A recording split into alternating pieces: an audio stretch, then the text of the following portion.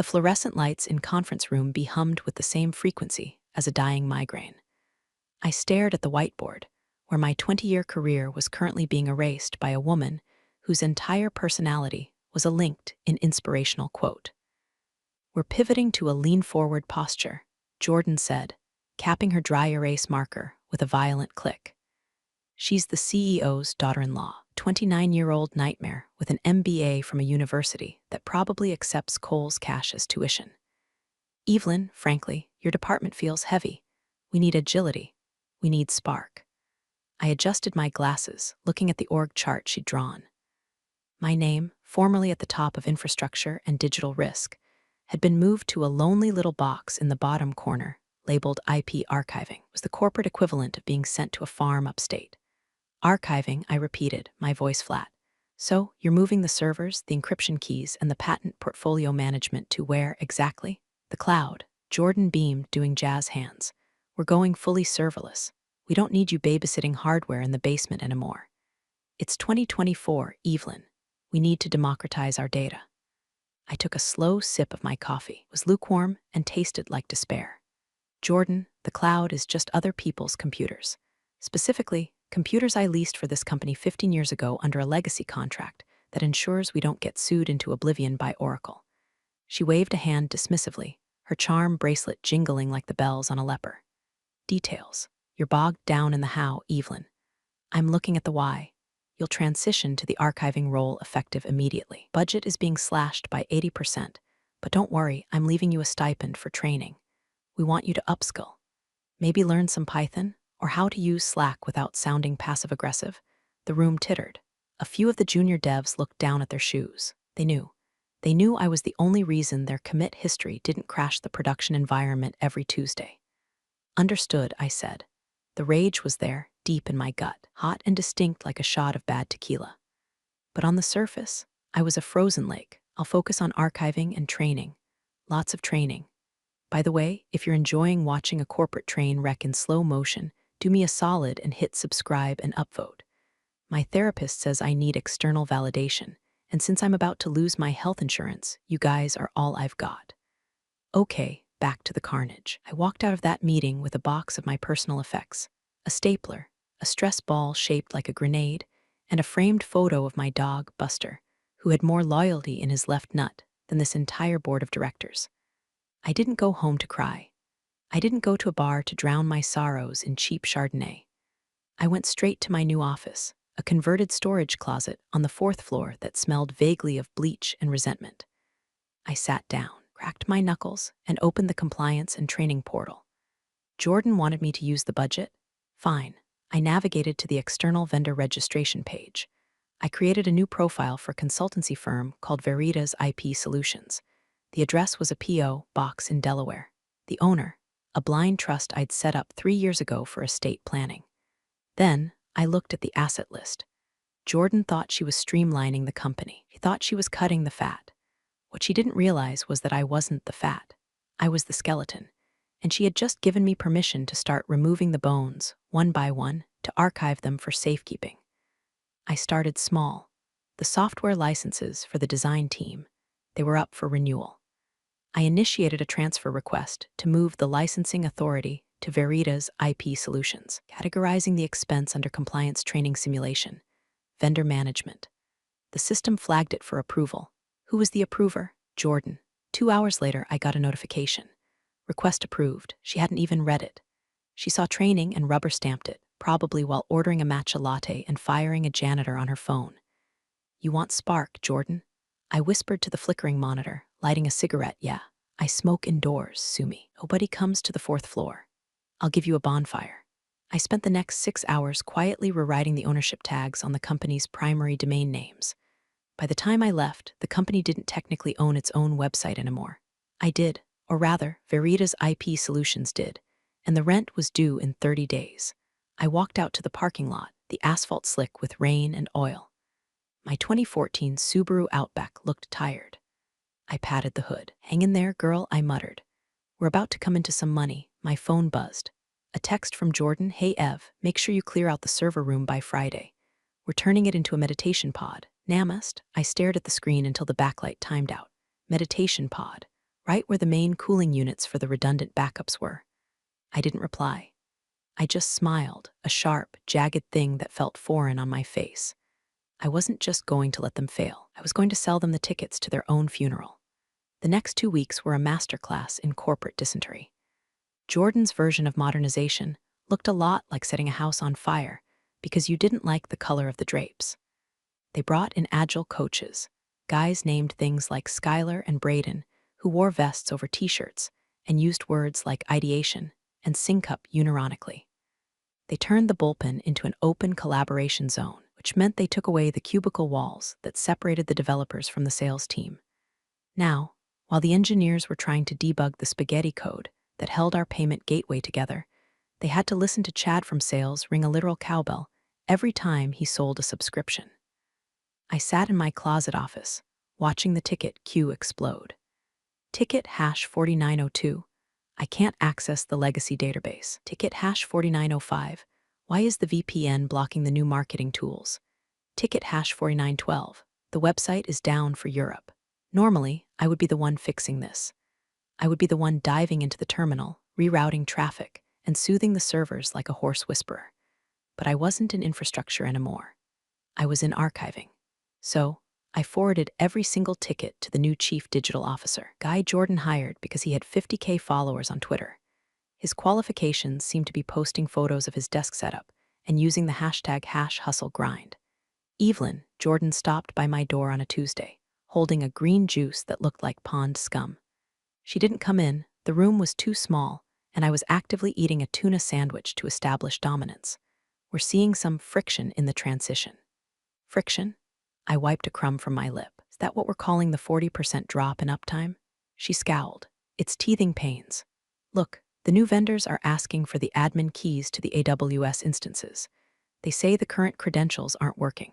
That's strange, I said, lying with the ease of a politician. I handed all those over in the transition doc. Well, they're saying the root account is locked to a specific hardware key. Ah, I nodded sagely. That's a security protocol I installed in 2018 after the Russian phishing attempt. To change the root access, you need the physical authenticator. Great, where is it? I opened my desk drawer. It was empty except for a packet of soy sauce and a stapler. I turned it into HR with my old badge. Standard offboarding procedure. Jordan rolled her eyes. God, you boomers and your hardware. Fine. I'll hassle HR. Just keep training, okay. Need you up to speed on the new stack. On it, boss. As soon as she clicked away down the hall, I pulled the physical authenticator key out of my bra. It was warm against my skin. The little LCD screen displayed a 6-digit code that changed every 30 seconds. This little piece of plastic was the only thing standing between the company's data and total oblivion, and it was staying right next to my left ventricle. I turned back to my screen. Had a training seminar to attend. Subject: Advanced IP Asset Structuring. Cost: $4,500. Vendor: Veritas IP Solutions. I approved the invoice myself. The finance department was in chaos because Jordan had fired the controller and replaced him with an app. No one was watching the cash flow for anything under $10K. I spent the afternoon archiving the source code for our proprietary algorithm, one that predicted market trends for our clients, the one that generated 80% of our revenue. I moved the repository to a private Git server hosted by, you guessed it, Veritas. Then, I printed out a 300-page document. I put it in a heavy 3-ring binder. I labeled the spine: Critical Infrastructure Redundancy Audit Phase Roman II, Do Not Discard. I walked down to the server room, the meditation pod. The cooling units had been turned off. The room was sweltering. Beanbag chairs were scattered around the silent, overheating racks. I placed the binder on top of the main server rack, right next to a stick of incense that was dangerously close to a bundle of fiber optic cables. I knew exactly what would happen. The cleaning crew, hired from a new disruptive gig economy app to save money, would come in tonight. They wouldn't read English well, would see a dusty binder in a chill zone. The next morning, when I walked past the dumpster out back, I saw it, my binder, resting on top of a pile of discarded ergonomic chairs. I took a picture of it with my phone, time-stamped, geotagged, evidence, I whispered. I wasn't just stealing the company. I was documenting their negligence so thoroughly that when the lawsuits hit, I wouldn't just be innocent. I would be the prosecution's star witness. Grim poetry of it all was almost too much to bear. The smell of wet cardboard and trash juice filled my nose, but it smelled like victory. Or maybe that was just the garbage. The quarterly alignment mixer was held at a rooftop bar downtown that charged $20 for a cocktail that was mostly ice and pretension. It was mandatory attendance, which meant I had to put on a blazer and pretend I didn't want to throw myself off the ledge. Air was thick with the scent of expensive cologne and desperation. The stock price had dipped 12% since Jordan took over, but the DJ was blasting upbeat house music as if to drown out the sound of the shareholders screaming. I stood by a heat lamp, nursing a club soda. I was watching the new vice president of Vibe's real title try to hit on the HR director. It was grotesque. Evelyn, I turned. It was Marcus, the CFO. Marcus was one of the old guard. He looked tired. The bags under his eyes had their own luggage tags. He was holding a scotch like it was an anchor keeping him from drifting away. Marcus, I said, nice party. The shrimp is almost thawed. He didn't smile. He leaned in, lowering his voice. They're scrubbing the budget next week, Ev, deep clean. I thought they already did that when they gutted my team. No, he shook his head, looking around to make sure Jordan wasn't nearby. He was currently taking selfies with the marketing interns. I mean total restructuring. They're going to outsource the entire backend to a firm in Bangalore. Jordan signed the LOI this morning. Your department, the archiving role, it's gone on the 1st of the month. I felt a cold spike in my chest, not fear, adrenaline. The 1st of the month, I repeated. That's in 4 days. I shouldn't be telling you this, Marcus sighed, taking a heavy swig of his drink. You built this place, Ev. I remember when we were soldering cables in the garage. I wanted you to have a heads up. Update your resume. Thanks, Marcus, I said softly. I appreciate it, really. I looked at him. He was a good man mostly, just weak. He'd let them bulldoze him because he had 2 kids in private school and a mortgage in the suburbs. Don't worry about me, I added. I've got a plan. Good, he patted my shoulder. Keep your head down. He walked. I watched him go, feeling a strange pang of pity. He thought he was saving me. He didn't realize he was on the Titanic, and I was the iceberg. I pulled out my phone. I didn't update my resume. I opened the admin app for the company's cloud registrar. The training budget I'd been using had allowed me to pay for a comprehensive system migration simulation. That was the cover story. Reality was that I had set up a mirror of our entire cloud environment under the Veritas IP Solutions account. All I had to do was flip the switch. Point the DNS records away from the company's account and toward mine. I looked across the rooftop. Jordan was laughing, her head thrown back, a flute of champagne in her hand. She looked so confident, so untouchable. She thought technology was magic. She thought you just paid a subscription and things worked. He didn't understand that technology is plumbing. And if you piss off the plumber, you're going to drown in shit. I tapped the screen. Confirm DNS migration. Yes. A little loading circle spun. I took a sip of my club soda. Migration complete. Propagation time, 24 to 48 hours. By Monday morning, the company wouldn't just be outsourcing their back end. They would be trespassing on it. I finished my drink and walked over to the buffet. I picked up a skewer of chicken satay. It was dry. Hey, Evelyn, Jordan shouted over the music, waving me over.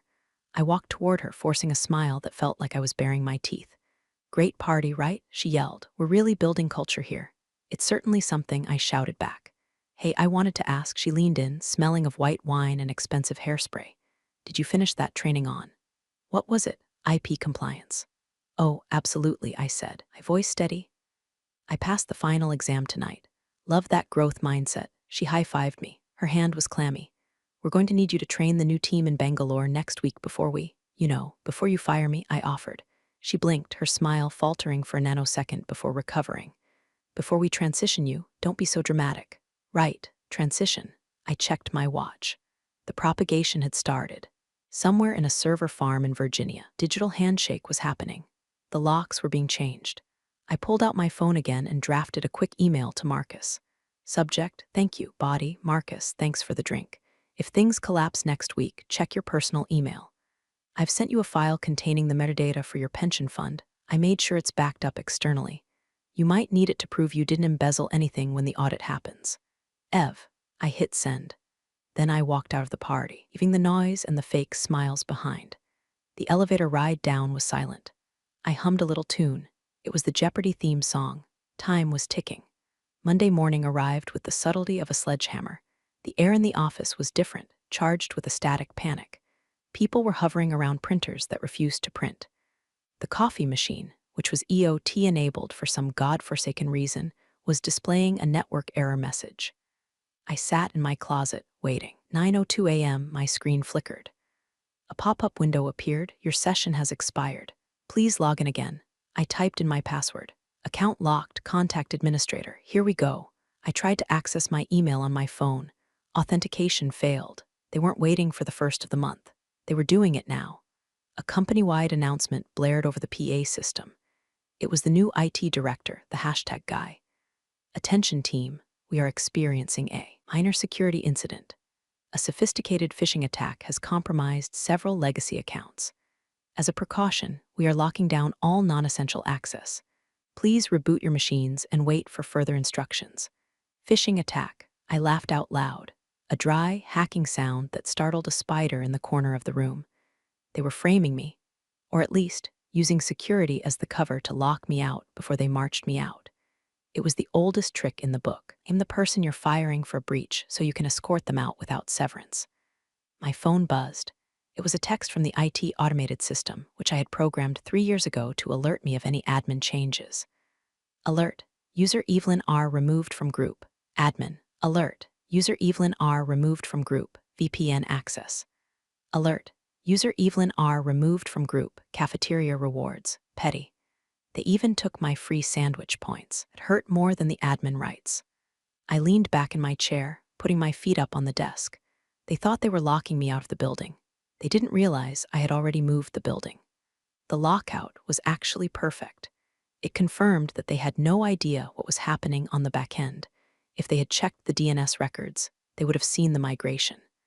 But they were too busy locking the front door to notice the foundation was sliding away. I opened my personal laptop, a ruggedized ThinkPad I kept in my bag.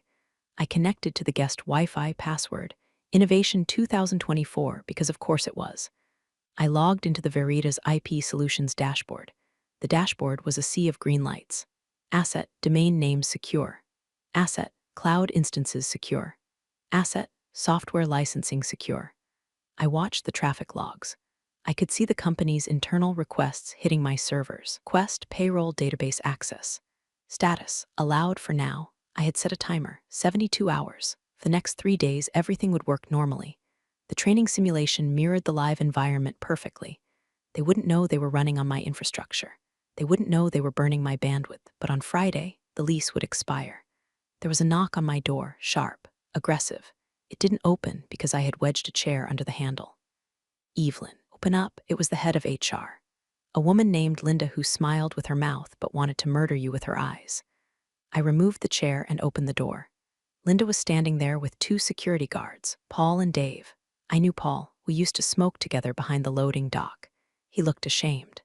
Evelyn, Linda said, clutching a clipboard like a shield, we need you to come to conference room immediately. Is this about the phishing attack? I asked, feigning innocence. It's about a serious misappropriation of company funds, she snapped. Bring your badge and your laptop. I can't bring the laptop, I said. It's locked. Just bring it. I grabbed my bag. I looked at the framed photo of Buster. I left it there. I'd be back for it, or maybe I wouldn't. Maybe I'd buy the building and turn this closet into a shrine for him. Hey, Paul, I nodded to the guard. Sorry, Ev, he muttered, looking at the floor. It's okay, I whispered as I walked past him. Make sure you cash your paycheck by Friday morning. His eyes widened. He didn't ask why, he just nodded. We walked the long hallway to the executive suite. People stared, the perp walk. It was designed to humiliate, to make everyone else afraid. I kept my head high. My boots squeaked on the polished concrete. I wasn't a prisoner walking to the gallows. I was the executioner walking to the switch. I entered conference room A. Jordan was there, the legal counsel was there. The hashtag IT guy was there, and in the center of the table was a stack of papers, my training invoices. Sit down, Evelyn, Jordan said. Her voice was trembling slightly. She was excited. She finally had a reason to kill the witch. I sat. The leather chair squeaked. So, I said, looking around the table, who wants to start? The air conditioning in conference room was set to Arctic, presumably to preserve Jordan's buttocks. She sat at the head of the table, flanked by the lawyer, a man who looked like he billed by the heavy sigh and the IT director, who was frantically typing on a tablet that wasn't connected to anything. Evelyn, the lawyer began, sliding the stack of papers toward me. We've been reviewing the departmental spend for the last quarter. Riveting reading, I'm sure, I said. Jordan slammed her hand on the table. Cut the crap. Spent over $150,000 on training and compliance in 3 months. Webinars? Workshops? Who the hell is Verita's IP Solutions? A specialized vendor, I replied calmly, leaning back. They handle high-level infrastructure certification and asset management simulation. It was all approved. Approved by who? She demanded. By you, Jordan. I reached into my bag. The security guards tensed, as if I was going to pull out a weapon. Retrieved a folder. I slid a single sheet of paper across the table. It was the budget authorization form. Signed, Jordan C. Coup date, 2 months ago. She snatched the paper, her eyes scanning it. Her face flushed a blotchy red. I sign hundreds of these a week. I didn't know you were funneling money to a shell company. Careful with the accusations, I said, my voice dropping an octave. Verita's is a legitimate entity. Every dollar spent resulted in a tangible deliverable. Certificates were issued. Assets were processed. Processed? The IT director piped up. We can't find any record of this training in the HR portal. Because it wasn't HR training, I explained slowly as if talking to a toddler. It was technical compliance. The deliverables are in the cloud, which we can't access. Jordan screamed. Because you locked us out. I didn't lock anything, I said. The system locked me out. Probably a security protocol. If I were still the admin, I could fix it in 5 minutes. But since I'm just the archivist, you're fired. Jordan spat the words out. For cause, gross misconduct, embezzlement, incompetence. Embezzlement is a strong word, the lawyer murmured, looking nervous. Maybe we just stick to restructuring? No, Jordan stood up. I want her gone. I want her sued. I want her 401k frozen. He pointed a manicured finger at me. You are a dinosaur, Evelyn. You've been bleeding this company dry for years with your expensive servers and your legacy bullshit. We're done? Get out. I stood up slowly. My knees popped. Okay, I said. That's it? She looked confused. She wanted a fight. She wanted me to beg.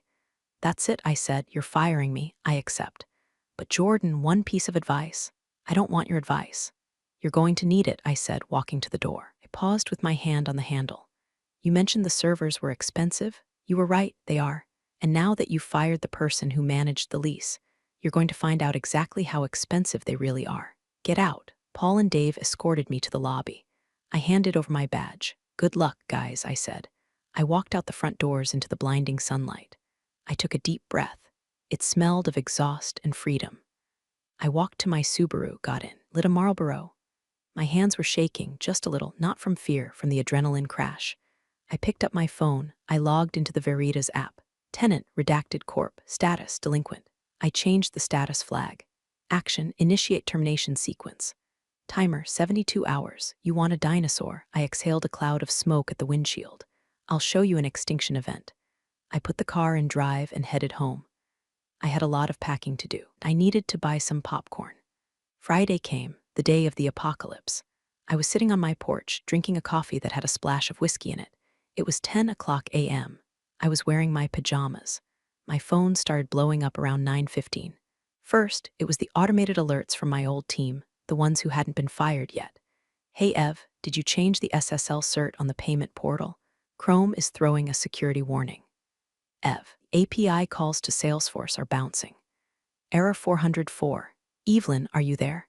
The entire customer database is showing up as encrypted. I didn't answer. I just watched the notifications roll in like a ticker tape of doom. At 10:30, the hashtag IT director called me. I let it go to voicemail. Then he called again, and again. I listened to the third voicemail. Evelyn, look, man, I don't know what you did, but everything is red. Dashboard says license expired. What license? We paid Microsoft. Call me back, I chuckled. He thought it was a Microsoft license. Cute.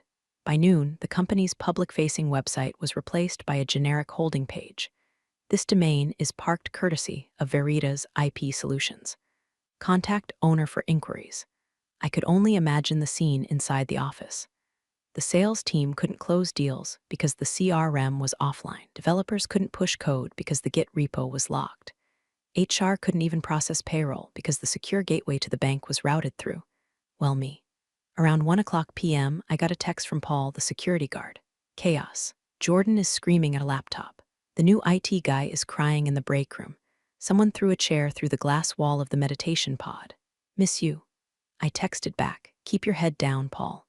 At 2:00 p.m., realization must have hit them. The new IT guy, let's call him Twitter boy, finally did what he should have done days ago. He ran a whois lookup on the domain and the IP blocks. He would see the owner, Verita's IP Solutions. He would check the invoices. He would see the training budget. And he would find the certificate I had left for him. I had hidden it in the digital metadata of the Good Bay Party JPG file I uploaded to the shared drive before I left. Opened, the image wasn't a party photo. It was a certificate of ownership, asset custody certificate. All digital infrastructure, including but not limited to domain names, server leases, and cloud topology, is the sole property of Verita's IP Solutions. Usage rights granted to company name are revocable at will. The phone rang again. This time, it wasn't the IT guy. It wasn't Jordan. It was the number for the CEO's private line. Not Jordan. Father-in-law, the old man, Richard. He had been retired for 2 years, spending his time golfing in Florida and letting his family run the business into the ground. He never called unless the building was on fire. Well, the building wasn't on fire, but the virtual building had just been nuked from orbit. I let it ring 3 times. I took a sip of my spiked coffee. I picked up. Hello? Evelyn, Richard's voice was gravel and smoke. Sounded like he was about to have a stroke. What the hell is going on? Jordan says you hacked us. She says you're holding the company for ransom. Ransom is such an ugly word, Richard, I said, watching a squirrel bury a nut in my lawn. I prefer asset management negotiation. This is illegal, Evelyn, Richard roared. I have lawyers on the other line. I'll have the FBI at your door in an hour. I wouldn't do that if I were you, Richard, I said, keeping my voice level. It's not a hack, I have the receipts. Jordan signed them. She signed what? Transfer of ownership forms, disguised as compliance training. She authorized the budget. She authorized the transfer of the IP to a third-party vendor to mitigate risk. That vendor is Verita's IP Solutions, which I own. There was a silence on the line, heavy, stunned. She signed over the IP. She didn't read what she was signing, Richard. She never does. She was too busy pivoting. Documents clearly stated that the company was divesting its legacy infrastructure to a managed service provider. That's me. I am the provider. You tricked her. I followed procedure. I corrected. I submitted the forms. I got approval. I executed the plan. The fact that your COO is legally illiterate is not my problem. Fix it, he growled. Turn it back on. Now. I can't just turn it on, Richard. We have a billing dispute. Company is currently utilizing my proprietary infrastructure without a valid contract. The previous lease expired at noon today. How much? He asked. The fight was leaving his voice. He was a businessman. He knew when he was cornered. Well, I did some mental math. The old rate was subsidized by me, by my unpaid overtime, by my stress, by the weekends I spent fixing your messes. The new rate, it's market value, plus a stupidity premium. Me a number. I want a 5-year licensing agreement for the use of the infrastructure. Non-cancelable, guaranteed payments. Fine, how much? $4 million a year, I said. The silence stretched out. The old budget for my entire department was maybe $800K. That's extortion, he whispered. That's the price of agility, I countered. Jordan wanted to move to the cloud. Welcome to the cloud, Richard. It rains here. I'll sue you. Tie this up in court for years. You can try, I said, but court cases take time. Your servers are down now, your customers can't log in now, your data is encrypted now. Every hour you're offline, you lose $50,000. Do the math. Can you afford to wait for judge to read the fine print? He breathed heavily into the phone. I could hear the golf cart rattling in the background. If I pay, you turn it back on instantly.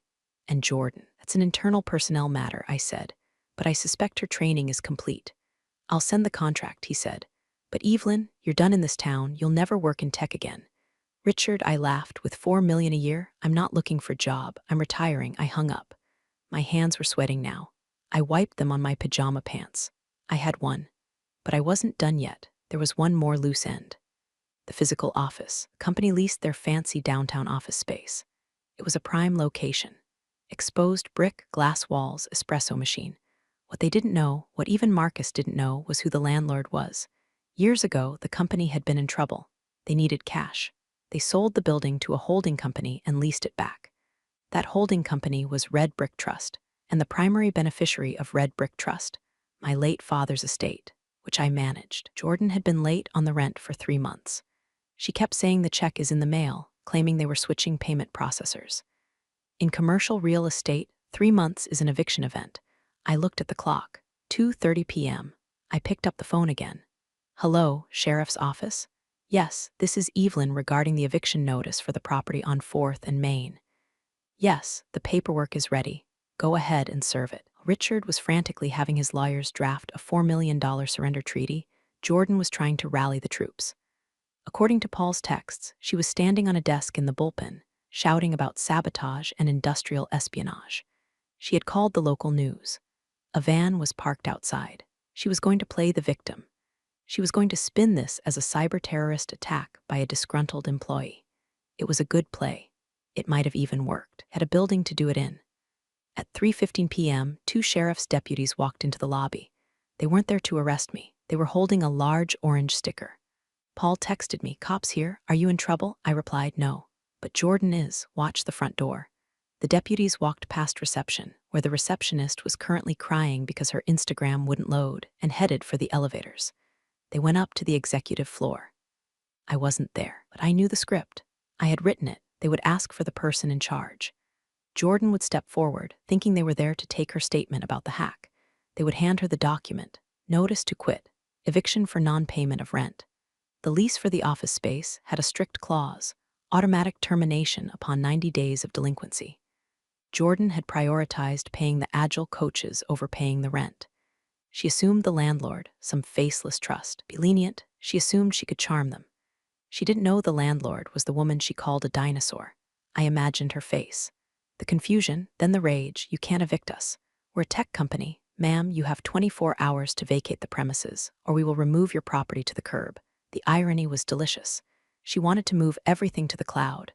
Well, now she had to, because she didn't have a floor anymore. My email pinged. Was the contract from Richard. DocuSign, licensing agreement between company and Veritas IP Solutions. Amount, $4 million USD/annum. Terms, immediate execution. I signed it on my phone. Evelyn R. Then I sent a reply. Subject, contract. Richard, contract received and signed. Systems will be restored within the hour. However, please note that this agreement covers digital infrastructure only, does not cover physical office space. I understand your current lease has been terminated. If you wish to negotiate a new commercial lease, my rates have also pivoted. I poured myself another drink.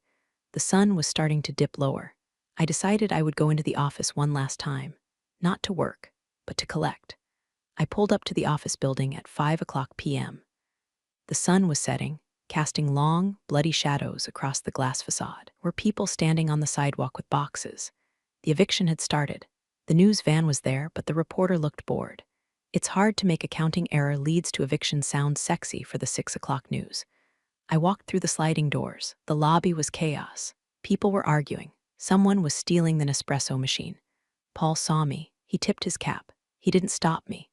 I took the elevator up to the 4th floor, to the server room. The meditation pod. The door was propped open with a yoga block. Inside, the servers were silent, dark. Jordan was there. She was sitting on a bean-bag chair staring at a blank monitor. Her makeup was smeared. She looked very young and very small. She looked up when I entered. "You," she whispered, "you did this." "I did exactly what you asked, Jordan," I said, walking over to the main console. "I archived the assets. I managed the vendors. I streamlined the overhead. You destroyed the company." "No, I saved it for price." I sat down at the console.